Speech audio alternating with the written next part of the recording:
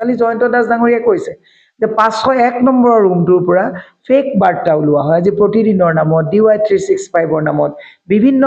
logo লগাই পেলাই তেওঁলোকে আজি ফেক নিউজ কৰা আৰম্ভ কৰিছে আমাৰ ওপৰতো বিভিন্ন ফেক নিউজ কৰে কালি অতুল বৰা ডাঙৰীয়াক মই কিবা বেয়াকে কৈছো বুলি ফেক নিউজ কিবা দিছপুৰ বাৰ্তা নে চাৰ্টা কিবা এইবিলাক দি কৰিছে মুখ্যমন্ত্ৰীৰ লগত হোৱে বাৱে লাগি থকা কিছুমান মানুহ নাম নলওঁ তেওঁলোকেও এতিয়া ফেক বাতৰি মানে এইবিলাক কৰোৱা আৰম্ভ কৰিছে দুৰ্ভাগ্যজনক কথা আমি তেনেকুৱা এখন অসম বিচাৰো নেকি মুখ্যমন্ত্ৰীৰ ফেক্টৰীটোৰ পৰা এইটো ফেক্টৰী বুলিয়ে কৈছো আৰু মুখ্যমন্ত্ৰী ফেক্টৰীটোৰ পৰা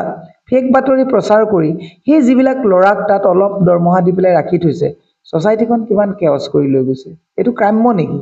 এজন লৰাক যদি এনি টাইম মীৰা বৰঠাকুৰ গৌৰৱ গগৈ অখিল গগৈ লুৰিণ জ্যোতিক গালি পৰাবলৈ অভ্যস্ত কৰে 21 দিন তেওঁ যদি আমাক গালিয়ে পাৰি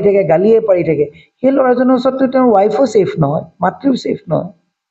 21 দিন যদি তেওঁ হেবিট হৈ যায় তাৰপিছততো তেওঁ বেয়া কথাই কৈ থাকিব